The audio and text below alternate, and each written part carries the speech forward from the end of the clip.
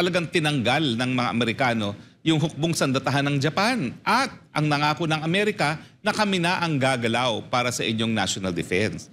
So wala po talagang national defense ang Japan at talagang demilitarize natin ang Japan. At pero sa paningin, talagang mga Hapon, nako, sila'y naghahanap buhay, di sila lalaban.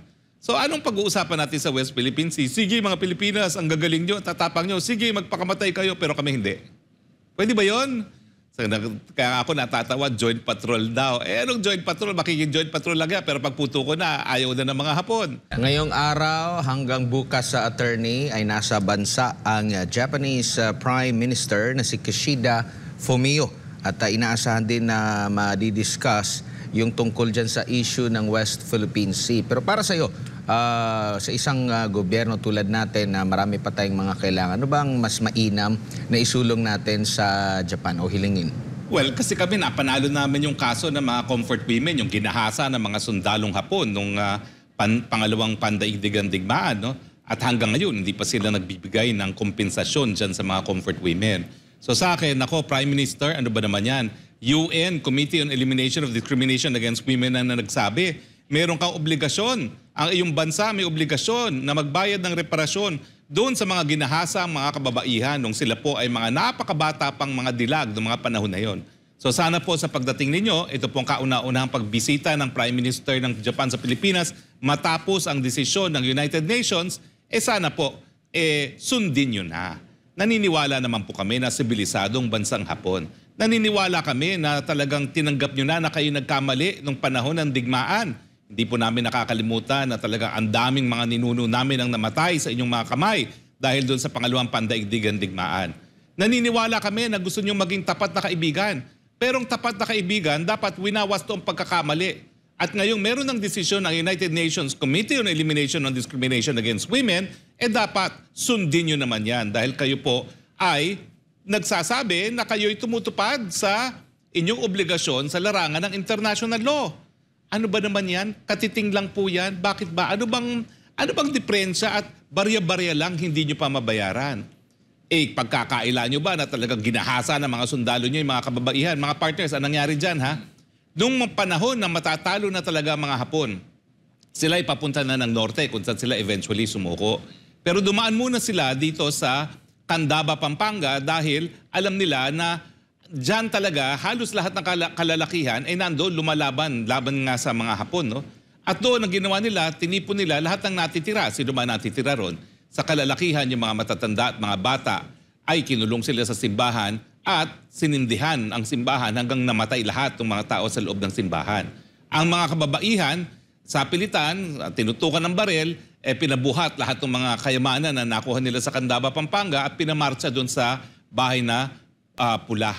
At doon sa bahay na pula, linggo ang inabot, buwan ang inabot, talagang pinagsamantalahan yung mga kababaihan na naroroon. Ang pinakabatang kliyente ko dyan sa mga comfort women, 14 anyos nang siya po'y ginahasa. Paulit-ulit ng iba't ibang mga kasundaluhan. Alam nyo, bagamat ang tawag natin sa kanila comfort women, iba po yung patakaran na nangyari sa Candaba. Doon sa Candaba talagang forced rape lang po talaga yan. Dahil wala naman silang comfort station na itinayo. Pero sa iba't ibang bansa, gaya sa China at saka sa South Korea, nagkaroon talaga sila ng comfort station. At ang dahilan, kaya siguro ayaw magbayad ng bansang Hapon ng reparasyon dito sa mga kababaihan, ay dahil, yun na nga, ayaw nila aminin na sila ay nagkaroon ng comfort stations, no? Pero yan naman po established fact na, no? Nagbayad din sila ng kaunting reparasyon sa South Korea. Bakit dito sa Pilipinas, miski symbolic man lang, hindi sila magbabayad? Yung kaibigan ko dati na isang profesor, si Professor Onuma, nakasama ko sa Asian Society of International Law, bumuo siya ng pribadong pondo para ibigay dun sa mga naging biktima ng mga Hapon. Pero yung mga kababaihan naman na kliyente ko, ayaw tumanggap dahil ang sabi nila, kung tatanggap kami, talagang inaamin namin na kami naging sexual professionals. Hindi naman sila naging sexual professionals, ba't sila tatanggap sa pribado? Ang kinakailangan, yung pagbayad bilang reparasyon. Ano bang reparasyon? Yan po ay consequence. Yan ang dapat gawin kapag ikay lumabag sa iyong obligasyon sa international law. At yan ay dapat manggaling sa gobyerno. Dahil ang gobyerno ng Hapon ang merong katungkulan na itong batas na umiira pag milabadan, yung batas na makatao, International Humanitarian Law, ay nagbabawal nga sa kahit anong nakakahiyang mga gawain, lalong-lalo na laban sa mga kababaihan. Ngayong meron po tayong gera na naman dyan sa Middle East at saka sa Ukraine, no? Talagang inuulit-ulit po natin na yung batas makatao, pinoprotektahan ng sibilyan, lalong-lalo na ang kabataan at mga kababaihan. At siyempre, sa panahon ng pandirigma, pag merong gera, inakailangan po protektahan yung pagkababae ng ating mga kababaihan. No?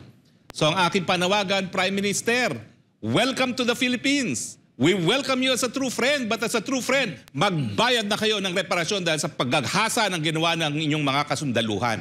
Hindi po magiging normal ang relasyon natin habang narariyan yung tinik na comfort women at yan naman po ay kaisa-isang tinik ng natitira sa ating relasyon.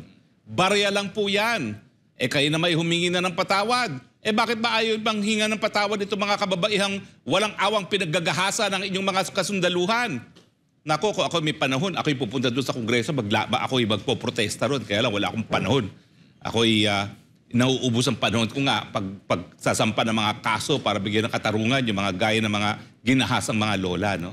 So sa ngalan po ng mga lola na unti-unti na pong namamatay, ang nais lang po nila kilalanin na ginawa niyo silang biktima ng war crimes at karahasan.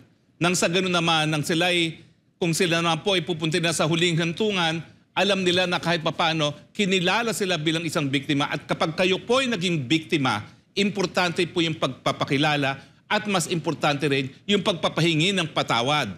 Ano ba naman ang hirap bansang Hapon para humingi kayo ng tawad dito sa mga kababaihang ginahasa ninyo? Kasalanan ba namin na gumawa kayo ng krimen? Kayong gumawa ng krimen, kayo humingi ng patawad, kayo magbayad ng reparasyon. So alam niyo po, bukod pa doon sa mga paghahasa, ang nanay ko, teenager na po siya nung siya ay nang pumutok ang gera. Alam niyo ba hanggang siyang mamatay, ayaw niyang sumakay sa kahit anong Hapon na sasakyan. Ganong kasama ang kanyang loob sa mga Hapon sa karahasang nakita niya. Talagang kami gumagastos para bumili ng American o ng European car, hindi talaga siya sumakay sa buong buhay niya ng Hapon na sasakyan. Ganyan pong katindi yung rinanas ng mga magulang namin nung panahon ng pandaigdigang digmaan. Kaya nga po sinasabi ko, ayusin na natin ang tuluyan nang tayo'y tunay na maging kaibigan na. Kinakailangan bayaran na po iyang reparasyon para sa mga comfort women. And attorney, issue sa West Philippine Sea at official development assistance ng Japan. Yan po ang tatalakayin sa pagbisita sa bansa ni Japanese Prime Minister Kishida. Alamin natin ang detalye ng balitang yan mula kay President Katarong. Bukas araw ng Biyernes ay darating sa Pilipinas si Japanese Prime Minister Kishida Fumio para sa kanyang 2-day official visit. Nakatakdang talakayin ni Pangulong Ferdinand Marcos Jr. at Japanese Prime Minister Kishida Fumio ang patungkol sa isyu ng West Philippine Sea. Ibinahagi ito ng Presidential Communications Office sa gitna ng opisyal na pagbisita ni Kishida sa Pilipinas simula bukas Nobyembre 3 hanggang Sabado Nobyembre 4. Sa isang statement, inihayag ng Department of Foreign Affairs na magkakaroon ng bilateral meeting sina Pangulong Marcos at Prime Minister Kishida. Bukod sa West Philippine Sea, kabilang din sa mga partikular na isyu na tatalakayin ay ang tungkol sa kalakalan at pamumuhunan, gayon din ang Official Development Assistance o ODA ng Japan. Ang dalawang lider ay inaasahang pag-uusapan din ang multifaceted at dynamic cooperation ng dalawang bansa sa kooperasyong pampolitika at seguridad, gayon din ang usaping pang-ekonomiya at people-to-people relations. Magpapalitan din sila ng kuro-kuro sa mga pangunahing issue sa rehiyon, international at United Nations na nakaapekto sa rehiyon at sa mundo. Opisyal na tatanggapin ni Pangulong Marcos si Prime Minister Kishida sa gagawing welcome ceremonies sa Malacanang Palace bukas, araw ng Biyernes. Bago ang pagbisita ng Japanese Prime Minister sa Pilipinas, ay nagsagawa si Pangulong Marcos ng kanyang official visit sa Japan noong Pebrero ng kasalukuyang taon, kung saan nasilyuhan ang $13 bilyong na halaga ng mga kasunduan na inaasahang magbubunga ng libo-libong trabaho para sa mga Pilipino. Bago tutungo ng palasyo ng Malacanang bukas ay dadaluhan ni Japanese Prime Minister Kishida ang wreath-laying ceremony sa bantayog ni Gat Jose Rizal sa lungsod ng Maynila. Para sa Diyos at sa Pilipinas, kung mahal, Creseling Katarong, SMNI News. Ayan, attorney, issue sa West Philippine Sea. Ako naman nagtataka bakit pag-uusapan natin sa po ng West Philippine Sea. Alam mo, pabalik-balik ako lately sa Japan kasi meron akong medical treatment doon. No? Kahit sinong tanongin ko, wala namang gustong lumaban sa kanila. talagang napaso sila ng yung pangalawang pandaigdigang digmaan. Ayaw na nilang maging military power. At dahil nga, ang nangyari naman nung sila'y natalo at sumuko sa mga Amerikano, talagang tinanggal ng mga Amerikano yung hukbong sandatahan ng Japan. At ang nangako ng Amerika na kami na ang gagalaw para sa inyong national defense. So wala po talagang national defense ang Japan at talagang demilitarize natin ang Japan. At pero sa paningin, talagang mga Hapon, nako, sila'y naghahanap buhay, di sila lalaban. So anong pag-uusapan natin sa West Philippine Sea? Sige mga Pilipinas, ang gagaling nyo, tatapang nyo. Sige, magpakamatay kayo, pero kami hindi. Pwede ba yun? So, kaya ako natatawa, joint patrol daw. Anong joint patrol? Makiking joint patrol lang yan, pero pagputo ko na, ayaw na ng mga Hapon. Di ba? So, ano naman ang pag-uusapan natin dyan? Alam naman natin na ang Japan ay parang kakumpetensya yan ng China, no? At ang China, galit na galit pa rin sa Japan dahil nga dun sa rape of Nanking. Ganon din ang ginawa nila, no? Pinagagahasa nila yung mga kababaihan ng Nanking at hindi pa sila pinapatawad ng bansang China hanggang ngayon.